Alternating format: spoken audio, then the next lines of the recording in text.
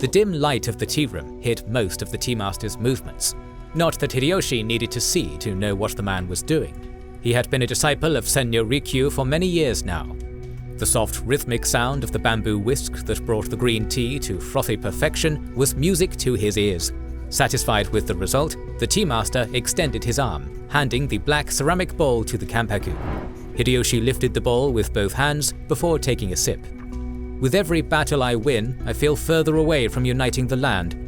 Rikyu turned his head, his gaze calm and unwavering. Unity, like aesthetics, cannot be forced. It must be cultivated. Hideyoshi lifted the bowl again and took another sip of the tea, pondering the tea master's words. His dream of uniting the land, the dream that he had inherited from his own master, was coming closer and closer to fruition. Do you know why people on YouTube and Patreon support us financially? 2 new exclusive videos weekly and other perks, including early access to all videos, voting rights on the next videos and series, access to our private Discord and our schedule, and much more. More than 200 exclusive videos are available to our patrons and YouTube members, including the series on the Spanish War of Succession, Punic Wars, Pacific War, Iberian Reconquista, Russian Revolution and Civil War, North African and Italian campaigns of World War II, and much more. Join them via the links in the description or pinned comment, or by pressing the join button under the video. Most importantly, their kind support allows us to create 3 free videos per week without worrying and pay our team members competitive salaries. Thanks for supporting us. In the previous episode, we saw how the Kamaki campaign, the epic showdown between Ieyasu and Hideyoshi, had ended with no clear winner. Tokugawa Ieyasu had proved his superiority on the field, but Toyotomi Hideyoshi's alliance had prevailed on the strategic level. In the following year, Hideyoshi used his advantageous position to firmly establish himself as the hegemon of Japan. With no one left in the Oda camp to challenge his authority, he soon reversed the vassal-master relationship that had thus far existed between the Hashiba and the Oda clans by granting a few fiefs of land to Oda Nobukatsu and Shamboshi. Wasting little time, his armies soon took to the field again, and in the spring of 1585, Hideyoshi's troops marched against the warrior monks of the Saikeiki of Kii province, who had fortified themselves at Nogoro-ji. The Sohei were skilled warriors, especially those of the Saigeiki, who had a long tradition of manufacturing firearms and had been among those who supplied guns to Ishiyama Hongenji. In short, they were not an enemy to be trifled with. Moving into Izumi province, Hideyoshi's forces faced their first obstacles, a series of castles, namely Sawa, Shakuzen, Hatanaka and Sengoku Bori, which were defended by roughly 9,000 men. Sengoku Bori in particular, which laid on the easternmost flank of the line, would prove a tough nut to crack. On the 21st of March, the castle's defenders sallied out, under the leadership of Otani Sadahito, and attacked the Toyotomi forces who were under the overall command of Hideyoshi's nephew, Toyotomi Hidetsugu. Catching them completely by surprise, they managed to inflict a great number of casualties before retreating back inside the castle to fend off the Toyotomi counterattack by the skillful use of firearms and bows. The fighting prowess of Sengoku Bori's 1,500 defenders cannot be overstated, and perhaps they could have defeated the Toyotomi host had not tragedy struck. As the battle around the castle was raging on, a fire arrow, shot by Tsutsui Sadatsugu's archers, managed to strike the gunpowder magazine, igniting it and causing a massive explosion which led to the castle's surrender. Hideyoshi's soldiers spared none of the defenders, not even the animals, and burnt the fortress to the ground. After the fall of Sengoku Bori, the rest of the other outposts followed suit. That same night, the defenders of Hatanaka abandoned their castle and withdrew after putting their castle to the torch. On the same evening, fights began around Shakuzenji and Sawa castles. Just as in Sengoku Bori, their defenders offered stiff resistance with guns and bows. Yet, facing the overwhelming numerical superiority of the Toyotomi forces, they were ultimately forced to surrender the day after. Having captured the 4 outposts in Izumi province, Hideyoshi's army moved into Kii and laid siege to Nogoro-ji. The temple complex had been mostly abandoned by that point, and despite any resistance the remaining defenders put up, the temple fell to Hideyoshi's men after just a 2-day siege. In a move reminiscent of Nobunaga's burning of Mount Hiei and in Ryakuji, Hideyoshi had Nogoro-ji put to the torch. However, different sources give alternative explanations to the fire that engulfed the temple, attributing it to its defenders or some negligent soldiers. In any case, Hideyoshi would bring fire upon his enemies as he invaded the Saigeiki's lands, while burning villages and temples as he went. In the process, he destroyed the confederation that in the past had defied even Nobunaga. Despite Hideyoshi's overwhelming force, remnants of the Saigeiki continued to resist in various places, with their most important bastion and stage of the ultimate showdown being Ota Castle, seat of Ota Sakon. While the location of the castle and its construction rendered any attack by fire ineffective, they offered a great opportunity for another of Hideyoshi's signature moves, flooding. Having surrounded the Ota on all sides, Hideyoshi ordered Norizane Akeshi to construct a dike and a dam on the nearby Kinukawa River to alter its course and flood the castle.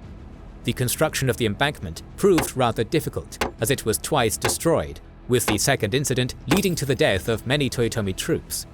Overcoming these setbacks, Hideyoshi continued the siege, and as the water continued to rise and their supplies diminished, the defenders of Ota, after resisting for more than 20 days, finally surrendered. Hideyoshi would show no mercy. Those of samurai status were put to the sword, some even crucified, while many preferred to take their own lives to escape Hideyoshi's wrath. Interestingly enough, his vengeance was not extended to the common foot soldiers and the peasants that had sought refuge inside the castle, perhaps due to the memory of his own humble beginnings. Whatever the case, Hideyoshi let them go unharmed and bade them return to their fields, albeit not without confiscating their weapons first. The fall of Ota concluded Toyotomi's conquest of Kii. While some settlements continued to resist, none could threaten his control of the province. Hideyoshi was now free to turn his attention against his second target, which conveniently lay just across the sea, the island of Shikoku. The smallest of the main Japanese islands, Shikoku was at that time ruled primarily by Chosokabe Motochika, though areas that defied his authority existed as well. Hideyoshi was not the first to have contemplated invading the island. 3 years prior, his then overlord, Oda Nobunaga, had made preparations and had amassed an army of 14,000 men under his son Nobutaka for that purpose. However, Nobunaga's untimely end forestalled the invasion plans. Now it was Hideyoshi's time to try. By June of the same year, the Toyotomi forces were ready to invade the island and exact revenge from Motochika, who in the previous year had made the mistake of siding with Tokugawa Ieyasu. For the first time, Hideyoshi did not lead his troops personally, but instead delegated the task to his subordinate generals. He would join the scene in the last moments to claim the glory. Just as the invading force was making preparations for a medieval-style D-Day, so was Chosokabe Motochika preparing to defend his territory, which he had painstakingly conquered over 25 years. He gathered a force of roughly 40,000 men, which he deployed in various strategic points across the island, where they repaired old castles and constructed new defenses. The majority of his troops and best commanders were stationed in Awa province, correctly predicting the main invasion's route. Indeed, in mid-June, 60,000 men, under Toyotomi Hidenaga and Toyotomi Hidetsugu, crossed over from Awaji Island and into Awa. However, Hideyoshi had planned a three-pronged invasion, with another group of roughly 23,000 men sailing from Bizen and landing at Sanuki, and a third division of more than 30,000 soldiers crossing from Aki to Iyo province. Landing at Yashina in Sanuki province, the smaller of the three regiments swiftly captured Kyoka, Kosai and Murei castles and prepared to siege Ueda. However, upon witnessing the fortress's strong defenses, and fearing an encirclement from a Chosokabe relief force, they decided to lift the siege and, heeding Kuroda Kanbei's advice, made their way towards Awa to link up with the main force. Perhaps Kanbei had, through spies or scouts, possessed knowledge of Motochika's plans. Alternatively, it is possible that being the great strategist that he was, he had correctly assessed the situation, for the Chosokabe daimyo had indeed placed a force nearby to ambush the would-be besiegers. After merging together, the two detachments moved to besiege Kizu Castle, which fell into their hands after just 8 days. Unobstructed, Hideyoshi's troops captured Ushiki and Kiyama castles without a fight, and from then on, Hidenaga proceeded to siege Ichinomiya, while Hidetsugu moved to Iwakura, accompanied by Kuroda Kanbei. A few days later, following an intense bombardment, Hideyoshi's banners flew over the castle. Its surrender also led to the abandonment of the nearby Waki Castle, and towards late July, the fall of Ichinomiya concluded Hideyoshi's conquest of Awa. At the same time, the 3rd Regiment, which consisted mostly of Mori troops and led by Kobayakawa Takakage and Kikawa Motoharu, had sailed from Aki and landed at Iyo. Wasting no time, they moved against Takao and Kaneko castles, the seats of the Ishikawa and Kaneko families respectively. The head of the latter, Kaneko Motoye, led the overall military command of the area, and was determined to put up fierce resistance to honor his service to Motochika, despite his clan being close to the Mori thanks to their intermediates in Shikoku, the Kono clan. Leaving the defense of Kaneko to his younger brother, coincidentally also named Motoharu, he barricaded his forces in Takao. After a fierce fight, Kaneko fell, and Takakage surrounded Takao with his men on the 12th of July, beginning their bloody assaults on the castle walls. 5 days later, with half of the fortress already destroyed and with no hope of achieving victory, Motoye set fire to the castle and, with his remaining 800 men, sallied out to meet a heroic death. Following the capture of Takao, the Mori troops continued the conquest of Iyo, which wasn't concluded until late August. Yet Motochika had already surrendered. Following the decisive blow that was the fall of Ichinomiya Castle, the head of the Chosokabe clan officially surrendered to Hideyoshi on the 6th of August. The conquest of Shikoku, something that had taken Motochika a lifetime to accomplish, had been achieved by Hideyoshi in 1 month. The Toyotomi daimyo was magnanimous in his victory, and while he naturally stripped away most of Motochika's conquests to reward his loyal vassals, he allowed the Chosokabe to retain control of Tosa province. That same month, Hideyoshi officially became the most powerful man in the land, as he was given the title of Kanpaku, chief advisor and regent to the emperor, a title that for centuries was monopolized by the Fujiwara clan and their cadet branches. In fact, after Hideyoshi's successor, Hidetsugu, the title returned to Fujiwara hands until its abolishment during the Meiji Restoration, making the two the only non-Fujiwaras to have held the office. Along with that came the family name Toyotomi. Up to that point, the clan's name was officially Hashiba. What Hideyoshi had achieved could be said to be impossible. He had risen from humble origins, and now he had become a member of the old nobility, surpassing even the samurai class as a whole. He was second nominally only to the emperor, but since the latter lacked any real power, Hideyoshi was the true master of Japan. However, there were still loose ends to tie up, and fancy titles given by the imperial court would not bring to heel the daimyo who only recognized the authority of the blade. So Hideyoshi personally took command of his army and marched to Echu province, controlled by Sasa Narimasa, who was still in open rebellion following the Battle of Kamaki and Nagakute. The Kanpaku's 100,000-strong force was not a match for Narimasa's troops, who were outnumbered 5-1. After a brief siege at Toyama, he surrendered. Ever gracious in victory, Hideyoshi allowed him to live, but stripped him of his territory, which he gave to Maeda Toshie. Narimasa would be relocated in 1587 to a small fief in Higo province on the island of Kyushu following its conquest. Unlike the conquest of Shikoku, which was a relative breeze for Hideyoshi's professional troops, Kyushu would be a tough nut to crack. At that time, the island was mostly under the control of the Shimazu clan, a family with long military traditions that had waged long wars in an effort to unite Kyushu under their rule. In 1586, they were engaged in a bloody conflict with the Otomo clan of Bungo province, their last obstacle. In May, fearing a defeat, the head of the clan, Otomo Sorin, sent an embassy to Osaka to ask the Toyotomi for assistance against the Shimazu threat. At that time, Hideyoshi was otherwise engaged in the pacification of Kii and preparing for the invasion of Shikoku, so he couldn't immediately intervene. Following his appointment as Kanpaku and taking advantage of his new authority, he issued an edict calling for the cessation of all hostilities in Kyushu, an order that Shimazu Yoshihisa promptly ignored. Thus, in October of that same year, the Toyotomi alliance made its first moves in Kyushu. Kobayakawa Takakage, who had proven his merit in Iyo, landed and acquired a foothold in Buzen.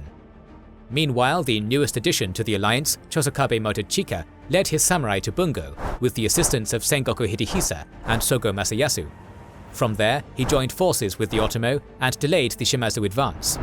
Despite the arrival of these reinforcements, the Shimazu still had the upper hand on the field, and were besieging Suruga Castle when the Toyotomi forces camped behind them across the Hetsugi River. Ignoring Motochika's suggestion to await further reinforcements, Hidehisa ordered an attack, stating that the castle was their top priority. However, as the vanguard approached Tsuruga's walls, they were met with arquebus and arrow fire, for the Shimazu forces had already captured it. After a fierce fight, the Toyotomi forces were forced to withdraw, having paid a hefty price, as Sogo Masayasu and Chosokabe Nobuchika, Motochika's son and heir, perished. Having secured the freedom to move unobstructed, the Shimazu forces captured Funai Castle. Hidehisa, whom Hideyoshi regarded as personally responsible for this catastrophe, was stripped from all titles and lands and was sent into exile. Despite this blunder, Hidehisa and Motochika had served their purpose, in that they had bought enough time for the main body of the Toyotomi army to travel from Honshu to Kyushu. Raising troops from 77 daimyo, Hideyoshi amassed an enormous host of around 250,000 men, a force which grew even larger with the levies of the local Kyushu lords that opposed Shimazu rule. After crossing into the northernmost part of the island, which the Shimazu swiftly abandoned out of fear, Hideyoshi split his forces in two. Hidenaga would lead his regiment from the eastern road that passed through Bungo, while Hideyoshi would take the western approach. This road brought the Kanpaku first against the Akizuki clan in Chikuzen province, where he laid siege and captured Ganjaku Castle. Following the equally swift capture of the main seat of the Akizuki at Oguma, the clan joined Hideyoshi's side. Many other clans followed suit, as Hideyoshi moved his troops south towards Kagoshima, the seat of the Shimazu clan. On the other side of the island, Hidenaga had crossed from Bungo into Hyuga and laid siege to Takashiro Castle, where the Shimazu put up fierce resistance. Shimazu Iehisa tried to relieve the siege at the head of around 20,000 men, and while he came close to dislodging the besiegers, he was ultimately forced to retreat, leaving the castle garrison to its fate. After securing Hyuga, Hidenaga moved to join forces with his brother in order to begin their final assault on Satsuma province. Determined not to go down without fighting, the Shimazu decided to engage Hideyoshi's approaching forces at Sendaigawa, a river that flowed just outside Kagoshima. Led by Niro Tadamoto, the 5,000 Shimazu warriors made an almost suicidal charge on the Toyotomi lines, but such was their force that they almost managed to break through and reach Hideyoshi's headquarters. The highlight of the battle was undoubtedly the duel between Kato Kiyomasa and Tadamoto, which ended with the former's victory, though Kiyomasa spared Tadamoto's life and retreated back to Kagoshima. Overcoming this final obstacle, Hideyoshi prepared to lay siege to Kagoshima. This battle, however, would never occur, for Shimazu Yoshihisa anticlimactically visited the Kanpaku's tent and surrendered the city without a fight. Just as he had done with Motochika, Hideyoshi allowed the Shimazu to retain control of their home province of Satsuma, as well as parts of Hyuga and Osumi, a gesture that the Shimazu wouldn't forget. All of the families that had supported Hideyoshi were allowed to keep their holdings, while Kobayakawa Takakage was promoted, since he exchanged the former fief of Iyo for new lands in Chukuzen, Chikugo, and Hizen. As we have already stated, even Narimasa was compensated with a small fief, but generally speaking, Hideyoshi did not disturb the status quo of Kyushu, and the clans continued to rule their ancestral lands, a move that earned him loyal vassals, if not friends, among the island's daimyo, and more importantly, troops to use in future campaigns. With Kyushu brought to heel, the western part of Japan now answered to Hideyoshi. But in the east, there were still powerful lords that defied his rule.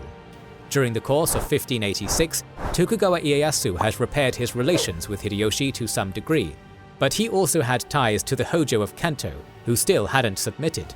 The fighting to completely unify Japan wasn't yet over, and Hideyoshi had already cast his gaze on a target overseas. Our series on the Sengoku Jidai will soon continue, so make sure you are subscribed and have pressed the bell button to see more. Please consider liking, subscribing, commenting and sharing, it helps immensely. Recently, we've started releasing weekly Patreon and YouTube member exclusive content.